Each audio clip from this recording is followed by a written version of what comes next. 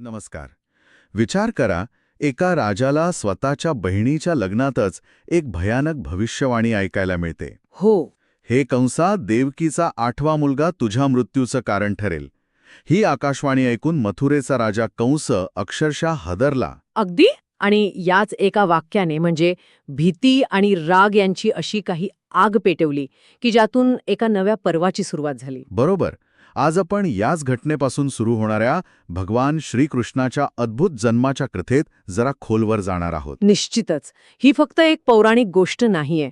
यात श्रद्धा आहे, भीती आहे, दैवी हस्तक्षेप आहे आणि नियती कशी घडते याची एक गुंफण आहे. आपल्याकडे आज यासाठी कुठले स्रोत आहेत? आपल्याकडे मुख्यत्वे कृष्णाच्या जन्मावर आधारित वर्णनात्मक कथा आहेत, पुराणांमधले महत्वाचे संदर्भ आहेत आणि हो, काही ज्योतिषशास्त्रीय आणि प्रतिकात्मक बाजू पण आहेत. पुराण म्हणजे? पुराण म्हणजे आपले प्राचीन ग्रंथ. यात जगाची निर्मिती, देवदेवतांच्या कथा, राजवंशांचे इतिहास आणि बरंच काही तत्वज्ञान आहे. कृष्णाच्या जन्मासाठी भागवत पुराण, विष्णू पुराण आणि हरिवंश पुराण हे खूप महत्वाचे मानले जातात. अच्छा. आपला उद्देश हा आहे की या स्रोतांमधून त्या रात्री नक्की काय घडलं, ते चमत्कार कसे होते आणि त्यामागचा अर्थ काय हे समजून घेणं. चला तर मग सुरुवात करूया त्या भविष्यवाणीनंतरच्या वातावरणापासून. आकाशवाणी ऐकल्यावर कंस इतका संतापला होता म्हणे की त्याने देवकीला लगेच मारायचा प्रयत्न केला. हो. पण वासुदेव, देवकीचे पती, ते खूप शांत आणि समजूतदार होते. त्यांनी कंसाला कसंबसं थांबवलं. कसं? त्यांनी वचन दिलं की त्यांना होणारं प्रत्येक मूल ते कंसाला देतील. हे ऐकून कंस जरा शांत झाला, पण त्याच्या मनातली भीती काही गेली नाही, उलट वाढतच गेली. आणि मग त्याने त्या दोघांना कैदेत टाकलं. हो, तात्काळ कारागृहात. आणि अत्यंत निर्दयपणे, म्हणजे देवकीच्या पहिल्या 6 मुलांना, काही ठिकाणी 7 असेही म्हणतात, जन्मल्याबरोबर त्याने ठार मारलं. अरे बापरे, कल्पना करणंही कठीण आहे. स्वतःच्या भाच्यांना, म्हणजे मथुरेत तेव्हा प्रचंड दहशतीचं वातावरण असणार. अगदी. कंसाचा जुलूम काही फक्त कुटुंबापुरता नव्हता. त्याने अनेक साधू संतांना तुरुंगात टाकलं होतं, यज्ञयागांवर बंदी घातली होती. एक प्रकारचा काय म्हणतात त्याला, सांस्कृतिक अंधार पसरला होता. पण म्हणतात ना, रात्र जितकी काळी, पहाट तितकी जवळ. याच अंधाराच्या पार्श्वभूमीवर एक मोठी दैवी योजना आकार घेत होती. आणि मग आली ती रात्र, देवकीच्या 8व्या गर्भाची वेळ. भाद्रपद महिना, कृष्ण पक्षाची अष्टमी तिथी आणि रोहिणी नक्षत्र. या वेळेचं काही विशेष महत्त्व आहे नाही का? हो, नक्कीच.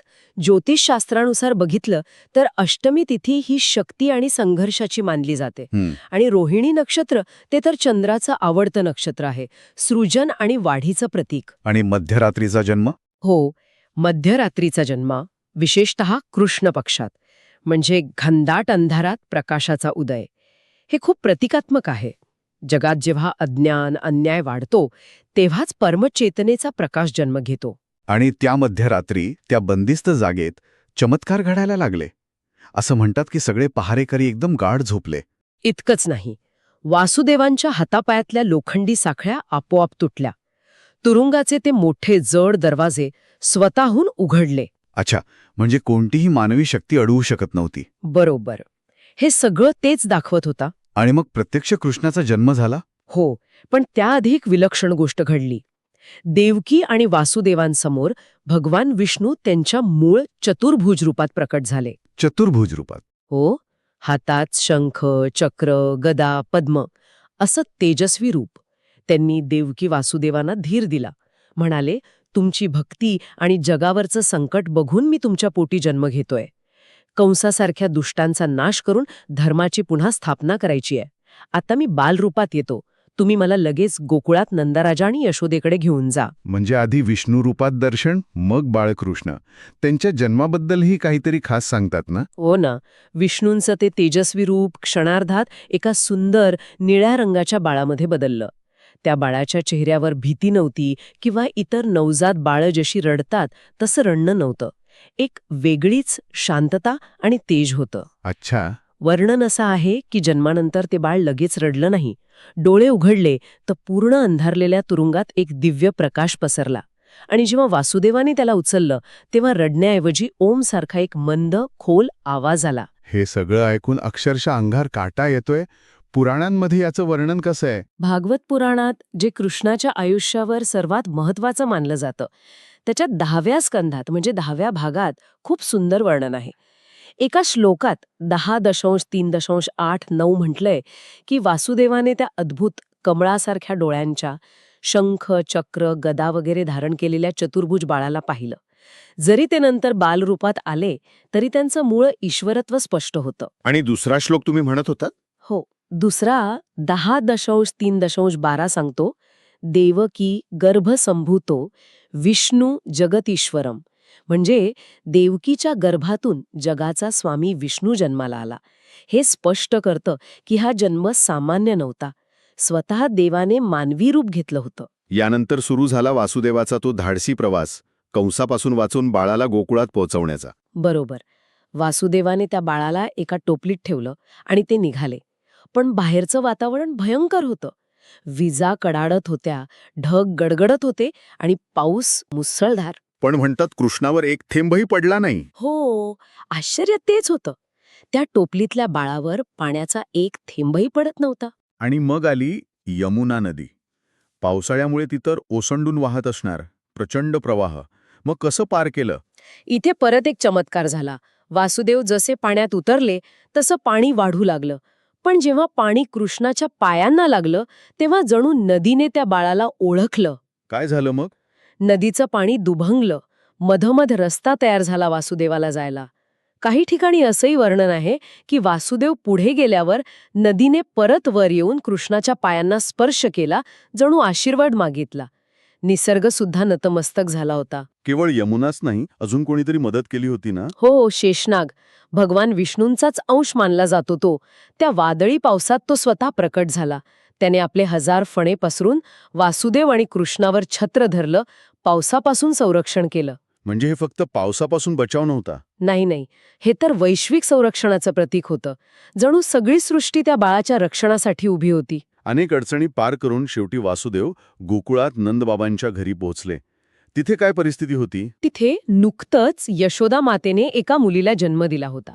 पण घरातले सगळे नंद, यशोदा, बाकीचे गोपी सगळे गाढ झोपेत होते. गाढ झोपेत कसे काय? ती होती योगमाया, देवाची एक गूढ शक्ती. तिच्या प्रभावामुळेच ही अदलाबदल कुणाच्याही लक्षात न येता झाली. योग माया म्हणजे ही एक प्रकारची दैवी माया होती का? अगदी. योगमाया म्हणजे फक्त झोप आणणारी शक्ती नाही, ती परिस्थिती बदलणारी, भ्रम निर्माण करणारी आणि देवाच्या लीलेसाठी जे आवश्यक आहे ते घडवून आणणारी शक्ती आहे. वासुदेवाने हळूच कृष्णाला यशोदेजवळ ठेवलं आणि तिथून त्या मुलीला घेऊन ते परत मथुरेकडे निघाले. अच्छा. हरिवंश पुराणात म्हटलंय, अनंता भूतले माया क्रीडते गोकुले हरी, म्हणजे अनंत देव हरी पृथ्वीवर मायावी रूपानं गोकुळात खेळतोय. कृष्णाच्या बाललीलांचं पण एक मोठा वैश्विक अर्थ आहे. वासुदेव त्या मुलीला घेऊन मथुरेला परतले. दरवाजे बंद झाले, साखळ्या परत पायात पडल्या आणि मग पहारेकऱ्यांनी कंसाला सांगितलं की 8वं अपत्य झालंय. कंस वाटच बघत होता. बातमी ऐकून धावत आला. पाहतो तर काय, मुलगी झाली होती. त्याला क्षणभर वाटलं आकाशवाणी तर मुलाबद्दल होती. पण तो थांबला नाही. नाही, त्याचा स्वभाव आणि भीती इतकी होती की त्याने विचार केला, धोका नकोस. त्याने त्या मुलीला देवकीकडून हिसकावलं आणि दगडावर आपटूल मारणार तितक्यात काय झालं? ती मुलगी निसटली त्याच्या हातातून, थेट आकाशात गेली आणि तिथे तिने एका तेजस्वी देवीचं रूप घेतलं. ती योगमायाच होती, दुर्गेचा अवतार. तिने एकदम मेघ गर्जनेसारख्या आवाजात कंसाला सांगितलं, अरे मूर्ख कंसा, मला मारून काय मिळणार? तुझा काळ तर दुसरीकडे जन्माला आलाय आणि सुखरूप आहे. एवढं बोलून ती देवी गायब झाली. हे ऐकून कंसाची काय अवस्था झाली असेल? भीतीने गाळण उडाली असणार त्याची. नक्कीच. आकाशवाणी खरी ठरली होती आणि शत्रू हातून निसटला होता. तो खूप घाबरला आणि मग त्याने कृष्णाला शोधून मारायला अनेक राक्षस पाठवले, ज्यांच्या कथा आपण ऐकतो. पण दुसरीकडे गोकुळात तिथे तर आनंदी आनंद असणार. हो ना, नंदराजाला मुलगा झाला या आनंदात अख्खं गोकुळ नंदोत्सव साजरा करत होतं. लोकांना अर्थातच काही कल्पना नव्हती की हे बाळ कोण आहे, कुठून आलंय. त्यांच्यासाठी तो नंद यशोदेचा मुलगा होता. बरोबर. कृष्ण तिथे प्रेम, संगीत, खेळ, मज्जामस्ती यात निसर्गाच्या जवळ वाढू लागला. मथुरेच्या त्या भीतीदायक वातावरणाच्या एकदम विरुद्ध. या संपूर्ण कथेतून आपल्याला काय संदेश मिळतो? ही फक्त एका देवाची जन्मकथा आहे की अजून काही? नक्कीच अजून काही आहे. ही कथा म्हणजे अंधारावर प्रकाशाचा, अन्यायावर न्यायाचा आणि भीतीवर श्रद्धेचा विजय आहे. हे दाखवते की दैवी इच्छाशक्ती शेवटी जिंकते. पण या पलीकडे यात खूप खोल प्रतिकात्मक अर्थ आहे. प्रतिकात्मक अर्थ म्हणजे नक्की काय? म्हणजे असं की या कथेतील पात्र आणि घटना आपल्या आतल्या जगाचं प्रतीक आहेत. उदाहरण कंस म्हणजे आपला अहंकार, आपलं अज्ञान. अच्छा. कारागृह म्हणजे हे भौतिक जग जिथे आपण इच्छा आसक्तीच्या साखळ्यांनी बांधलेले असतो. देवकी म्हणजे शुद्ध भक्ती. वासुदेव म्हणजे दृढ श्रद्धा आणि समर्पण. आणि कृष्ण? कृष्ण म्हणजे आपला आत्मा, ती दैवी चेतना. अगदी बरोबर पकडलत. जेव्हा आपल्या हृदयरूपी तुरुंगात भक्ती म्हणजे देवकी आणि श्रद्धेच्या म्हणजे वासुदेवांच्या एकत्रीकरणातून आत्म्याचा म्हणजे कृष्णाचा जन्म होतो, तेव्हा अहंकाराचा म्हणजे कंसाचा नाश नक्की होतो. वा, हा विचार खूपच खोल आहे. हो, हाच या कथेचा आध्यात्मिक गाभा आहे. आणि याचा मोठा उद्देश अर्थातच धर्माची पुनर्स्थापना करणं हा होता, जसा भगवद्गीतेत स्वतः श्रीकृष्णाने सांगितलंय. गीतेतला तो श्लोक यदा यदा हि धर्मस्य. बरोबर, 4थ्या अध्यायात 4.7 यदा यदा हि धर्मस्य ग्लानिर्भवति भारत अभ्युत्थानमधर्मस्य तदात्मानं सृजाम्यहम. म्हणजे जेव्हा जेव्हा धर्माची हानी होते आणि अधर्म वाढतो तेव्हा मी स्वतःला प्रकट करतो. आणि पुढचाच श्लोक 4.8 कारण स्पष्ट केलंय. परित्राणाय साधूनाम विनाशाय च दुष्कृताम धर्मसंस्थापनार्थाय संभवामी युगे युगे. सज्जनांचं रक्षण करायला, दुष्टांचा नाश करायला आणि धर्माची पुन्हा स्थापना करायला मी प्रत्येक युगात येतो. कृष्णाचा जन्म हे त्याचं उत्तम उदाहरण आहे. तर आज आपण कृष्णाच्या जन्मातले अनेक अद्भुत पैलू पाहिले. तुरुंगातले चमत्कार, विष्णुदर्शन, यमुना नदीने वाट देणं, शेषनागाने रक्षण करणं, योगमायेची भूमिका. हो, आणि तिचा तो इशारा. ह्या सगळ्या घटना दैवी हस्तक्षेप कसा होतो हे दाखवतात. आणि नैसर्गिक शक्तीसुद्धा कशा देवाच्या योजनेत मदत करतात हे पण दिसतं. आणि हे सगळं आपल्याला मुख्यत्वे भागवत पुराण, विष्णू पुराण, हरिवंश पुराण यातून कळतं. भागवत पुराणात जास्त तपशील आहे असं म्हणतात. हो, भागवत पुराणाचा 10वा स्कंध पूर्णपणे कृष्णाच्या लीलांसाठीच आहे. त्यात जन्माचं वर्णन खूप भावनिक आणि विस्ताराने आहे. बाकी पुराणांमध्येही संदर्भ आहेत, पण भागवत हे वैष्णवांसाठी सर्वात महत्वाचं आहे. अजून एक रोचक गोष्ट सांगतात काही ठिकाणी. काय गोष्ट? काही विद्वानांच्या मते कृष्णाच्या जन्माच्या त्या रात्री फक्त मथुरेच्या तुरुंगातच नाही, तर संपूर्ण जगात, ब्रह्मांडात एक वेगळाच अनुभव आला होता. आकाश एका दिव्य प्रकाशाने उजळलं होतं म्हणे. खरंच? हो. आणि दूरदूर तप करणारे ऋषी किंवा इतर तुरुंगातले संत यांना त्या रात्री अचानक खूप शांत वाटलं. एक दिव्य संगीत ऐकू आलं. जणू काही सगळी सृष्टीच देवाच्या येण्याने आनंदित झाली होती. काय सुंदर कल्पना आहे ही. एका बाळाचा जन्म, तोही तुरुंगात, पण त्याचा परिणाम संपूर्ण विश्वावर जाणवत होता. हेच तर त्या जन्माचं वेगळेपण आहे.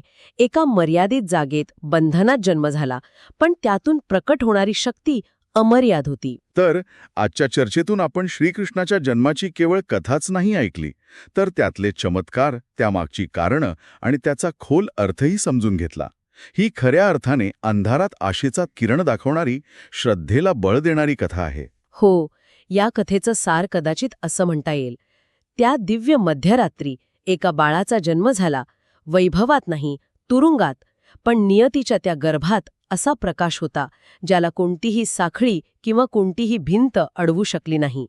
हा प्रकाश फक्त बाहेरच्या जगासाठी नव्हता, तो आतल्या चेतनेचाही होता. आणि हाच विचार मनात ठेवून आपण स्वतःला विचारू शकतो की आपल्या आयुष्यातल्या अडचणींच्या, मर्यादांच्या किंवा अहंकाराच्या तुरुंगात आपण त्या आतल्या कृष्णाला, त्या दिव्य चेतनेला कसं जागं करू शकतो, त्याचा अनुभव कसा घेऊ शकतो. याच प्रश्नावर विचार करत आजची ही चर्चा आपण इथेच थांबूया.